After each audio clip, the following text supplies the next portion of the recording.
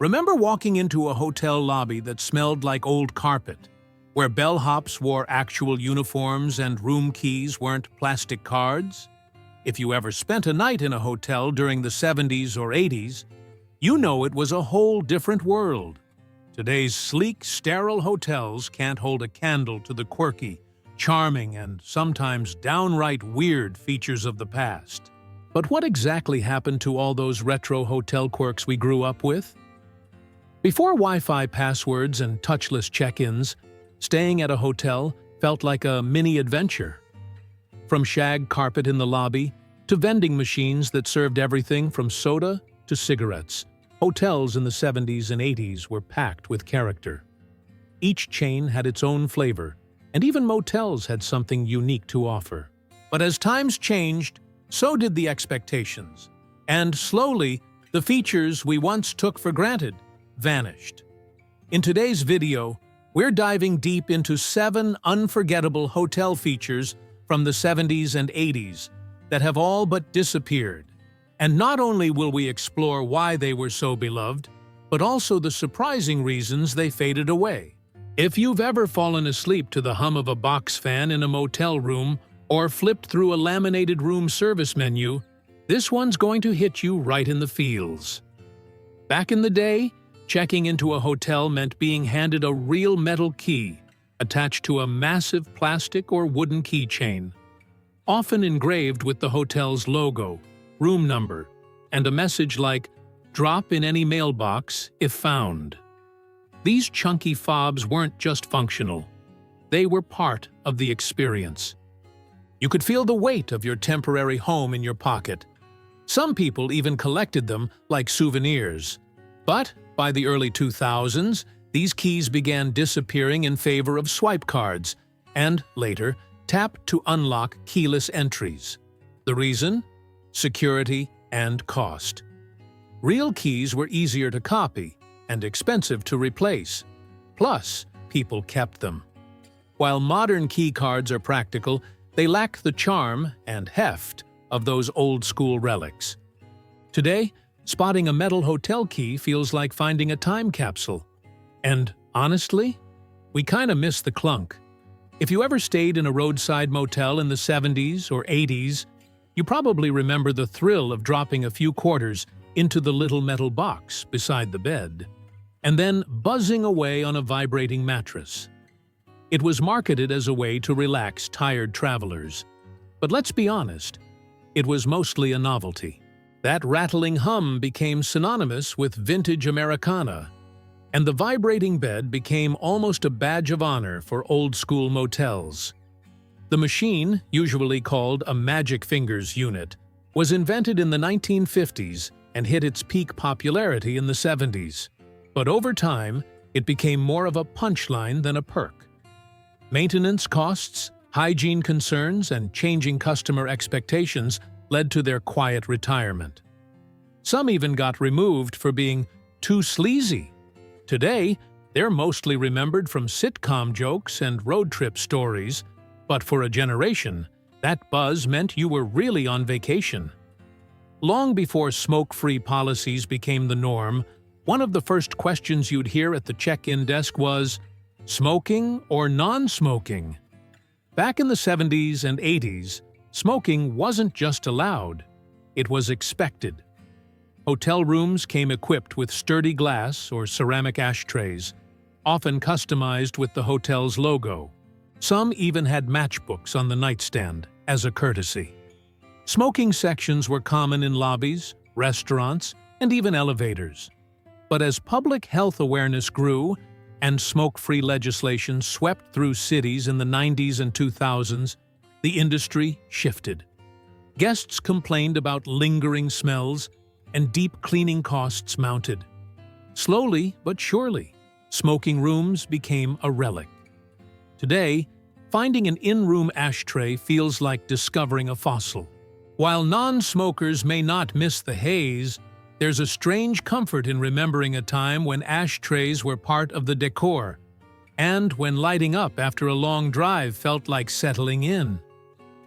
Before streaming, smart remotes, or even cable packages, Hotel rooms offered something that felt futuristic at the time. A color TV, often encased in bulky wood paneling with knobs and dials instead of buttons. Some even had a coin-operated box attached. You had to insert quarters just to turn it on. It might sound absurd now, but watching The Love Boat or Three's Company on one of those buzzing CRT screens felt like luxury. The coin slot system was a way for budget motels to upcharge guests for access to TV entertainment. But as TV technology evolved and costs dropped, free television became standard and the coin boxes disappeared. Soon after, so did the dials, replaced by remotes and digital menus. Still, there was something magical about hearing that click-click as you tuned in, especially when the antenna struggled to hold the picture. Those TVs weren't perfect, but they were ours for the night. Step into any mid-range hotel bathroom in the 70s or 80s, and you'd likely spot two curious fixtures: a wall-mounted hairdryer that looked like a vacuum hose, and a red heat lamp that bathed the room in a weird, warm glow. These weren't just for luxury. They were standard amenities meant to add a touch of modern convenience. The hairdryers often made more noise than wind, and the heat lamps turned post-shower fog into a sweaty sauna. But at the time, they felt cutting edge. Over the years, though, guests started demanding more powerful dryers and fewer burns from accidentally brushing against a hot fixture. As hotels renovated, these quirky built-ins were the first to go. Today's sleek countertop dryers and LED lighting feel more clinical, less personal. And yet, there's a strange nostalgia for those old bathroom gadgets that made even a basic motel stay feel a bit like sci-fi. Long before smartphones, hotel lobbies were the nerve center of communication. Tucked near the front desk or by the elevators, you'd find a row of payphones, each with a thick handset, metal cord, and a coin slot that clinked loudly as you dropped in your dimes. Right next to them, a message board or cubbyholes where front desk staff would leave handwritten notes, wake-up call reminders, or even flower deliveries for guests. Calling home or confirming a reservation meant lining up for a phone and hoping you had enough change. Some upscale hotels even had phone booths for a little privacy. As mobile phones became ubiquitous in the late 90s, lobby payphones started disappearing fast, and the message boards, replaced by automated systems and texts. While modern travelers enjoy the convenience, many of us miss the communal vibe. The spontaneous chat while waiting for a phone, the anticipation of a scribbled message. It was analog hospitality at its finest. In the golden age of roadside motels and family-run hotels, booking a room wasn't just about the bed.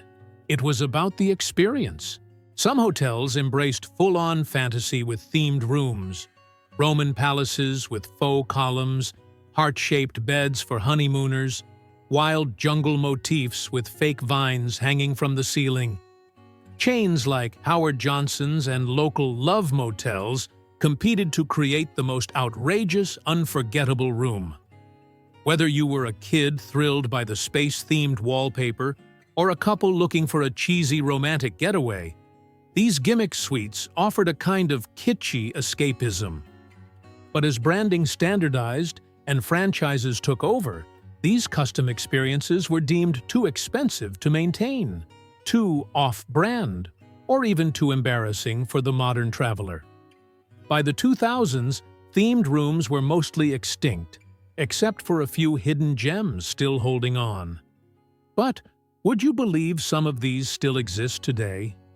In our next video, we'll take you inside 5 surviving retro-themed hotel rooms still open for guests. Hotels today may be more efficient, more sanitized, and certainly more high-tech. But somewhere along the way, they lost that wild, unpredictable charm. From clunky metal keys to buzzing beds, smoky lounges to space-themed rooms, these once common features weren't just quirks. They were part of the story of travel.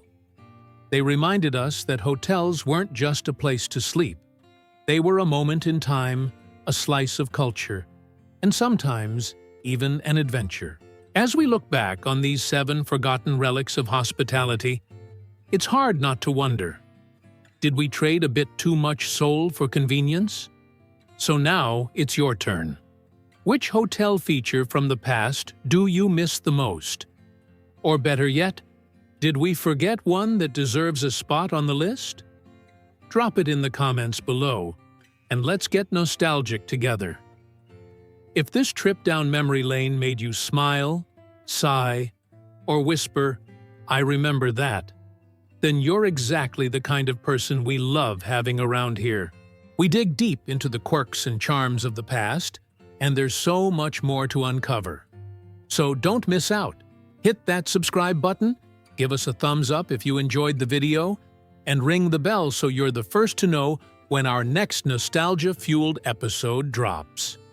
Whether you grew up with shag-carpeted lobbies or just love the vibe of vintage travel, you've got a seat saved right here with us.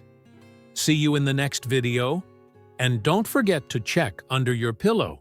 Who knows? Maybe there's still a Magic Fingers token hiding there.